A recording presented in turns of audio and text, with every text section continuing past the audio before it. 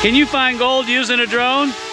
Yes, you can, and today I'm going to show you how. These make great exploration tools because you can get them up to the tops of mountains, or you can fly them over and do aerial surveillance, and you can look for bedrock exposures, you can look for hand stacking or evidence of dry washers that have been in the area that might not be on any Google Earth map. And also, they're great for if you're doing any river dredging, you can get close-up aerial shots of the river that you might want to dredge to look for those special pockets that the gold is going to be hiding in. A lot of the technology that's evolving for these drones is coming out with very affordable systems that incorporate Lidar. Now, if you don't know what Lidar is, it looks like this. Lidar is an acronym for light detection and ranging. It is sometimes called laser scanning or 3D scanning. It's used in many industries, including automotive infrastructure and mining. And not only that, but you can purchase or rent drones that have magnetometers attached to them. You use that for doing your magnetic surveys of anomalies in the ground, which can show potential areas for mineralization, because those areas are going to be the highest likelihood of having gold with them. One of these systems is called the M61 Lite. It utilizes a DJI M600 Pro or similar size. It can be used in specific areas to locate ferrous and non-ferrous materials, which is great for survey companies who are trying to locate pipes and metal drums, and things that may be in the ground that will affect their construction. It's also used in finding specific minerals. By simply creating a sweep grid pattern, a large area can be covered, and that information can be conveyed to a computer system. The flight planning software uses UGCS Pro with special add-ons for payload monitor systems, and it has a true terrain following system which has precise radar altimeter to acquire high-resolution data at low altitude. They can ID specific types of rocks that are known to have gold associations with them in specific trends, like they do in the Carlin Trend and the Walker Lane Trend. And by doing so, they can pinpoint and locate exposed outcroppings, zones of brecciation. You can see veining, stockwork formations. All these things can be seen up close with some of the newer drones that are coming out, especially with a new software called Propeller. This all comes under the heading or classification of orthophotography, and incorporating electronical systems like CAD and GIS, you can come up with a 3D model. Now, what's cool about orthophotography is that you can use it as your base map to put all your other templates on, and then you can have a 3D working model of the area. Now, what I like to use this little guy for is I like to go out in the desert areas and I like to scan all the washes, and I like to look for bedrock exposures. I like to look for hand stacking, recent hand stacking that you're not going to see on Google Earth, dry washer, header, and tailing piles. This is great for finding those things, and it's got great clarity. It films in 4K, so you can see great detail that you can't normally see on Google Earth. And it saves you so much time because it would take a lifetime to scour these mountains and hills behind me, but by running a drone up there, I can scout out the area and look for potential mine sites that are not on any maps. I can look for hidden mines, or I can get close enough to look to see if they've got high-grade piles stacked next to the portal or the shaft. This is perfect for that. It saves so much time. Not only do they save you a lot of time by covering 10 times the amount of ground that you ever could,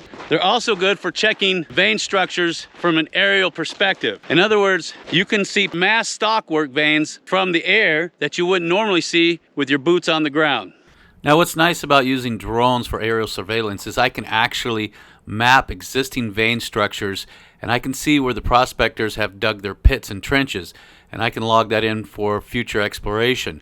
And you can see where veins pinch out and then they swell back up again. Now, another thing that these are great for is when you're in gold producing districts that have a lot of mines and you have exposed outcrops and veins, these are fantastic for finding parallel veins that might have just recently resurfaced because of erosion. You can't see it on the ground, but you can see them really well if you start following an existing vein, quartz vein outcropping, and as you're following it, you might see just a peak of a parallel vein sticking up next to it. You can also see geological structures with these things that you couldn't normally see on the ground. Even if you're looking at a geological map, things will make better sense when you process the data from one of these drones. Now, if you happen to live in an area that has a lot of vegetation and a lot of overgrowth and forests of things of this nature, or even possible jungles, these are fantastic if you can get the Lidar attachment, because you're going to be able to see the topography of the ground so much better, so much clearer with one of these. Now, I know they can get pricey, but trust me, if you start finding areas that nobody's been to for over 150 years, that's like virgin territory. and you're gonna find gold like nobody else. And as technology evolves, these drones get cheaper, and so do the attachments that come with them. There are plenty of companies out there that are starting to incorporate Lidar and magnetometers to their fleet of drones. And what does that mean for you? Well, it means for the small scale prospector, you can afford to buy one or rent one, and you can actually geo-survey an area so you can find out where your gravitational anomalies are. And the reason why that's important, because if you have high mineralization, which is creating a magnetic anomaly, that usually means that you have a good chance of gold being there. Now, if you're into looking for lost mines and treasure hunting, once again, these prove to be invaluable tools because they can get you up into locations that you couldn't normally get to. Like some of these caves that you see on the side of hills that could be perfect locations for a cache of coins. Or it can get you on the top of a mountain so you can see if there's anything up there worth investigating. So you don't have to risk your life with climbing gear just to check it out. You can get up there in a matter of minutes with a drone. Now keep in mind, they make two classifications of drones. You have a standard drone like this one, and they also have what's called an FPV, which is a sports drone. And you'll see that kind of footage when people are trying to capture like motorcycle events or aircraft aerobatic stunts, things of that nature where they want to get this thing right next to the action. And you can do that, but it's a whole different class. And I personally wouldn't recommend those for prospecting. Now, another technique we use with drones is we'll use Google Earth to find these old mining districts and look for old, outdated roads.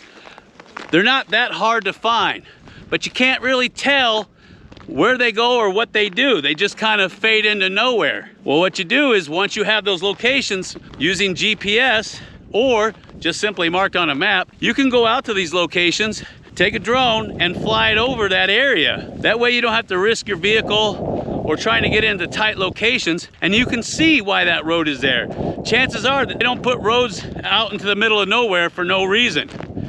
So go out there and check it out with your drone, analyze the footage, and see if you can locate old plaster workings that haven't been touched in over 150 years. Now, do you see those hills in the background? That's all limestone. Now, chances are there's no mineralization in there, but it's great for cave formation because it erodes so easily. And I can see little tiny caves right up there on the ridge. And what I'll do is I'll fly my drone all along that ridge line, nice and slow. And then I'll check to see if there's any switchbacks or trails headed up there. If looks like there's been human activity up there in the last couple hundred years, or if there's a nice cave entrance up there that might lead into the river of gold. That way it saves me a lot of time and I can get this whole ridge down in about an hour. If I were to hike that and climb it on foot, it would take me a couple weeks. Now, another thing I like to do out here in the desert is I can fly this thing low across the washes and I can look for outcroppings of this stuff right here, which is caliche. Now, you're not going to be able to see that on Google Earth, but you can see it with one of these that shoots in 4K. And that's important if I'm in a gold producing district. That's why I said these are invaluable tools. Now, this is a DJI Mavic Air. They have the Air 2 and they have the Air 2S. Those models are the ones I would recommend. They're extremely affordable and the film quality is very good. It'll be good enough for what you do for prospecting. Now, if you want to go to the top of the spectrum, I highly recommend that you get the Mavic 3. It has fantastic stabilization. You've got all these different features for tracking, and the film quality on that is second to none. Now, another thing that you'll be able to see with one of these guys that you wouldn't be able to see on Google Earth, where some of these Joshua trees are next to these dry washes. And you'll be able to see these root systems that are sitting out like this. These are perfect gold catches, and that's a good way to sample to see if this area has any gold if you can't find caliche. See that? More caliche beds. This is a perfect place to sample right here. There's no way I could have seen that on Google Earth. Now, if you have streams and rivers and creeks, you can do an aerial shot using this and you can actually see into the river if it's calm enough, and you'll see perfect places to dredge if it's still legal in your state. You can see perfect places to sample. You can see areas where gold would get hung up that you wouldn't be able to see on Google Earth. And you can also check and look for specific drops like waterfalls and pools that you wouldn't be able to see on Google Earth. Now, don't get me wrong, Google Earth has its place, and we love using it, but we use that to start the process. When we see areas that look good, we go in there and we fly drones around and we get footage of that, analyze it, And then from that footage, we can get boots on the ground and start a sampling program. Now, another thing I wanted to cover, which is controversial about drones, is that if you plan on using any of your drone footage in your videos and it's monetized, I highly recommend that you get your Part 107 license. And it is a requirement, and if you do happen to have one, you don't have to worry about the FAA coming down on you. Now, if you do plan on getting your Part 107, I'm gonna leave a link down below to the online course that I took to get me prepared for it. I guarantee if you take this course, you'll pass with at least an 80%. 70% is required. It's a lot easier than you think. And in actuality, the hardest part is signing up for it.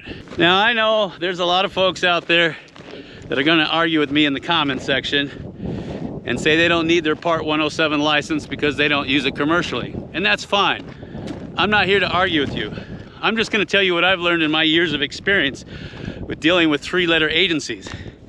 And that is this: they have deep pockets and they have their own rule book. But what I'd like to know is, what other stories do you have about drones and how to use them to find gold? Go ahead and start up a conversation by leaving me a comment down below, because I know I'd love to hear it. And in the meantime, I got plenty of videos coming out for you guys about geology, like this one right here. Go ahead and check it out, and I'll see you on the next video.